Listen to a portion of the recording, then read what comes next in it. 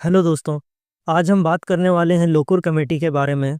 तो अभी झारखंड में एसटी कैटेगरी की मांग को लेकर जो विवाद बना हुआ है कि किन्हें एसटी माना जाता है और कौन से वो समूह हैं जिनको एसटी माना जाना चाहिए, किन लोगों को इस कैटेगरी में शामिल किया जा सकता है और क्या कुर्मियों की जो मांग है वह सही है या गलत है। तो इन मुद्दों पर स्पष्ट जानकारी और समझ के लिए आपको इस समिति के बारे में जानना जरूरी है। तो इसे लोकुर समिति कहा जाता है क्योंकि इस समिति के अध्यक्ष थे बी.एन. लोकुर और इनके साथ और दो सदस्य थे, ए.डी. पांडे और एन. सुंदरम। तो जो अध्यक्ष थे बी.एन. लोकुर, इन्हीं के नाम पर इस समिति को लोकुर कमेटी कहा जाता है, जिसे 1965 में अनुसूचित जनजातियों यानी कि जो शेड्यूल्ड ट्राइब्स हैं उनकी पहचान और उनकी सूचीकरण यानी कि उनको सूचीबद्ध करने की जो समस्या थी उसको हल करने के लिए इस समिति को बनाया गया था। और इस समिति का जो मेन काम था वो था जनजातियों को परिभाषित करने के लिए एक मानदंड तय करना। तो यही इस समिति का उद्देश्य था कि देश में अनुसूचित जनजातियों की पहचान और उनके सूचीकरण के लिए एक समान, स्पष्ट और वैज्ञानिक यानी कि साइंटिफिक मानदंड तैयार किया जाए। मतलब कि इस देश में जितने भी अनुसूचित जनजाति के लोग हैं, उनको पहचानने के लिए या उनकी सूची बनाने के लिए पूरे देश में एक समान, स्पष्ट और वैज्ञानिक क्राइटेरिया बनाया जाए, ताकि ये समझने में आसानी हो कि किन लोगों को या किन समूहों को इस सूची में शामिल किया जाए और किन्हें इन सूची से बाहर रखा जाए। तो इस समिति को बनाने की जरूरत क्यों पड़ी? इसको जानने के लिए इसके बैकग्राउंड की बात करें तो आज़ादी के समय और आज़ादी के बाद भी भारत में लगभग सभी जो जनजातियां थी उनकी स्थिति बहुत खराब थी। वे पिछड़े हुए थे, तो उनकी स्थिति को सुधारने के लिए उन्हें विशेष प्रावधान दिया जाना जरूरी था। तो संविधान के अनुच्छेद 342 के तहत राष्ट्रपति को यह अधिकार दिया गया कि वह यह तय करें कि कौन-कौन से समुदायों को अनुसूचित जनजाति माना जाए। लेकिन उस समय एक बड़ी समस्या थी कि अलग-अलग राज्यों में जनजातियों को पहचानने के लिए मानदंड अलग-अलग थे। तो ऐसे में किन्हें एसटी कैटेगरी की सूची में रखा जाए, किसको नहीं रखा जाए, ये तय करना काफ़ी मुश्किल हो रहा था। क्योंकि काफ़ी लोग या जो समूह हैं, वो अपनी पहचान बदलकर लाभ पाना चाहते थे और खुद को अनुसूचित जनजाति घोषित करने की मांग कर रहे थे। तो इन्हीं सब समस्याओं और उलझनों को दूर करने के लिए 1965 में भारत सरकार के द्वारा लोकुर समिति का गठन किया गया। और समिति के गठन के बाद इस समिति को 4 बड़े काम दिए गए, जिनको इस समिति का मुख्य उद्देश्य भी बोला जा सकता है। तो इनमें पहला था कि पूरे देश में अनुसूचित जनजाति की पहचान के लिए एक रूप यानी एक समान नियम तय करना। दूसरा, यह देखना कि किस-किस समुदाय को एसटी की सूची में जोड़ा जा सकता है। और तीसरा था कि अलग-अलग राज्यों में अनुसूचित जनजाति के निर्धारण के लिए एक समान दृष्टिकोण अपनाया जाए। और इनका चौथा काम ये था कि उन सामाजिक आर्थिक स्थितियों का पता लगाया जाए जो कि किसी समूह को एसटी यानी अनुसूचित जनजाति के रूप में पहचान दिलाने या एसटी कैटेगरी में शामिल करने के लिए जरूरी है। तो ये 4 मेन काम थे इस समिति के। और इसी के आधार पर इस समिति ने अनुसूचित जनजातियों की पहचान के लिए 5 मानदंड बनाए या 5 जो क्राइटेरिया है उसको तय किए। मतलब कि जो भी इस 5 क्राइटेरिया को फुलफिल करते हैं उन्हें शेड्यूल्ड ट्राइब माना जाएगा।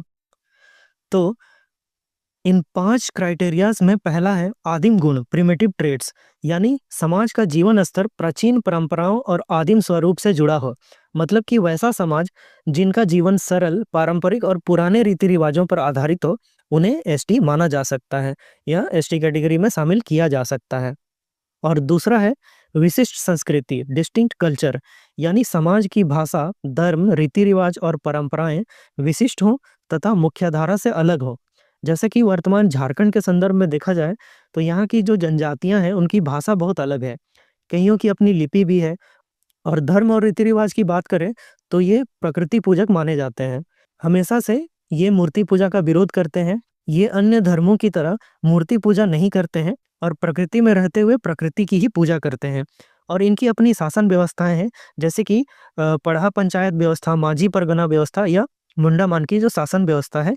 इस तरह से उनकी अलग-अलग शासन व्यवस्था भी है और उनके जितने भी धार्मिक रीति रिवाज हैं वो भी बाकियों से काफी अलग हैं। उनकी अपनी भाषा तो है ही।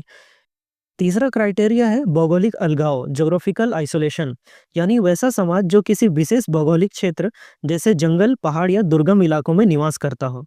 मतलब कि वैसे समूह या जनजाति के लोग जो कि समाज से अलग रहते हैं, उनका जो क्षेत्र है रहने का वो भौगोलिक रूप से अलग है। वो मुख्यधारा के जो लोग हैं या जो शहर हैं उनसे दूर जो जंगल के इलाके हैं या जो दुर्गम इलाके हैं वहाँ अलग से निवास करना पसंद करते हैं।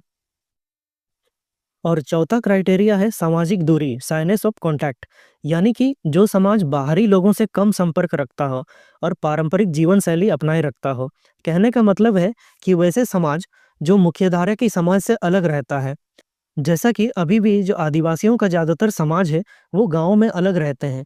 वहाँ उनकी अपनी अलग जीवन शैली है, उनका अलग लाइफ़स्टाइल है। वो शहर के लोगों के साथ सहज महसूस नहीं करते हैं, खुलकर बोल नहीं पाते हैं या उनमें जो एक साइनेस होता है यानी कि आप झिझक जो बोलते हैं, वो उनमें एक झिझक होता है।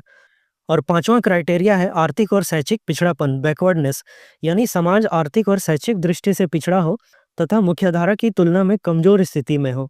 तो ऐसा समाज जो मुख्यधारा की समाज से आर्थिक स्थिति में और शैक्षिक दृष्टि से पिछड़ा हुआ हो। तो ये तो हम देखते हैं कि जो आदिवासी समाज है, वो आर्थिक रूप से काफ़ी पिछड़ा हुआ है।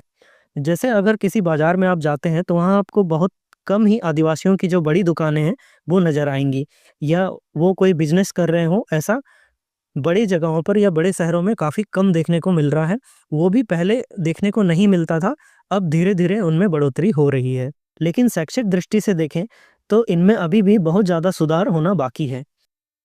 तो इस तरह इस कमेटी ने अनुसूचित जनजातियों की पहचान के लिए ये 5 क्राइटेरिया बताए और कहीं न कहीं आज भी इन्हीं मानदंडों के आधार पर अनुसूचित जनजातियों की पहचान की जाती है। जैसे कि उन लोगों को ही अनुसूचित जनजातियों या एसटी कैटेगरी में रखा गया है, जिनका कि एक एक अलग समाज है, अलग परंपरा है। यानी कि जो पहला क्राइटेरिया है उनका आदिम गुण, प्रिमिटिव ट्रेट्स होने का, वो उनमें है। वो एक मुख्यधारा की समाज से अलग रह रहे हैं। उनकी एक विशिष्ट संस्कृति है, उनकी अपनी-अपनी भाषाएँ हैं, वो अलग धर्म रीति-रिवाज को मानते हैं और उनकी जो परंपराएँ हैं, वो मुख्यधारा की परंपराओं से काफ़ी ज़्यादा अलग हैं। इसके अलावा उनमें भौगोलिक अलगाव भी है, मतलब कि वो मुख्यधारा के शहरों में ज़्यादातर रहना पसंद नहीं करते हैं, वो बाकी लोगों से अलग रहना पसंद करते हैं। उनका समूह भी अगर किसी शहर में आप देखेंगे, तो उनका एक अलग समूह होता है, जहाँ आदिवासी लोग अलग से निवास करते हैं और ज़्यादातर आदिवासी जो हैं, वो दुर्गम पहाड़ी इलाकों या जंगलों के किनारों में निवास करते हैं, उनका अलग गाँव होता है और वो काफ़ी ज़्यादा शाय होते हैं, यानी उनमें काफ़ी ज़्यादा झिझक होती है। आप कहीं भी आदिवासियों को देखेंगे, तो वो बाहरी लोगों से यानी कि उनके जो अपने जनजाति के लोग हैं, उनको छोड़कर बाकी दूसरे लोगों से जल्दी संपर्क नहीं करते हैं। मतलब उनमें झिझक होती है, वो मुख्यधारा की समाज से जल्दी जुड़ नहीं पाते हैं, क्योंकि उनकी जीवन शैली, उनकी भाषा, वो काफ़ी ज़्यादा इनसे अलग होती है। और ये आर्थिक और सामाजिक रूप से तो पिछड़े हुए हैं ही।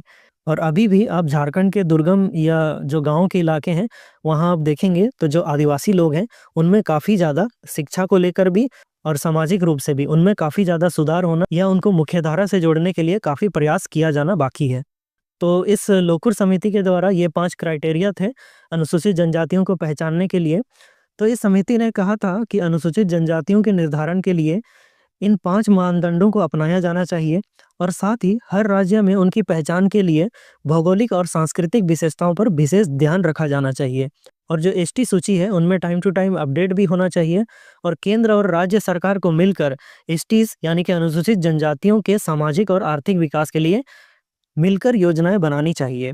और किसी भी समुदाय को एसटी सूची में हटाने या जोड़ने के लिए विशेष वैज्ञानिक अध्ययन किया जाना चाहिए, यानी कि साइंटिफिक रिसर्च के बाद ही किसी को भी एसटी की सूची में शामिल किया जाना चाहिए। और अगर किसी को इस सूची से बाहर भी करना है तो एक गहन साइंटिफिक रिसर्च होना चाहिए। तो समिति के द्वारा ये सिफारिशें दी गई थी। और इस समिति का इम्पोर्टेंस या सिग्निफिकेंस की बात करें तो ये कमेटी अनुसूचित जनजातियों की पहचान के लिए प्रथम आधिकारिक और वैज्ञानिक प्रयास था। और आज भी अनुसूचित जनजातियों की पहचान का मूल आधार इस समिति के वो 5 मानदंड माने जाते हैं जो हमने ऊपर देखा। और इस समिति ने जनजातियों के लिए योजनाओं और नीतियों के निर्माण में कई दिशा निर्देश भी दिए और साथ ही अनुसूचित जनजातियों की एकीकृत और संगठित सूची तैयार करने के लिए इस कमेटी की रिपोर्ट से काफ़ी मदद मिली। तो अंत में निष्कर्ष में यही है कि इस लोकुर समिति जो कि 1965 में बनी थी, उसने अपनी जो रिपोर्ट दी, उस रिपोर्ट ने भारत में अनुसूचित जनजातियों की पहचान के लिए एक क्लियर और साइंटिफिक ढांचा प्रस्तुत किया। और ये बात अलग है कि समय के साथ इन मानदंडों में बदलाव की जरूरत महसूस हुई है, लेकिन फिर भी यह समिति जनजातियों के लिए नीति निर्माण और उनके सूचीकरण के लिए एक आधारशिला साबित हुई है। और अभी भी अनुसूचित जनजाति से रिलेटेड संवैधानिक प्रावधानों और नीतियों के निर्माण में इस लोकुर समिति की सिफारिशों को काफ़ी महत्व दिया जाता है। तो लोकुर कमेटी के बारे में ये वीडियो था और अभी झारखंड में जो विवाद चल रहा है, उस संदर्भ में आपको इस समिति के बारे में पता होना ज़रूरी है, एग्ज़ाम की दृष्टि से भी और सामाजिक रूप से भी, ताकि आप झारखंड में कुर्मियों के द्वारा एसटी दर्जा की मांग का जो विवाद चल रहा है, इस पर अपना विचार स्पष्ट कर सकें और आप तर्क कर सकें या अपनी समझ विकसित कर सकें कि किन लोगों को या किन समूहों को अनुसूचित जनजाति का दर्जा मिलना चाहिए और किन्हें नहीं दिया जाना चाहिए। तो उम्मीद है आपको इस वीडियो से काफ़ी कुछ नई जानकारी मिली होगी, काफ़ी कुछ सीखने को मिला हो।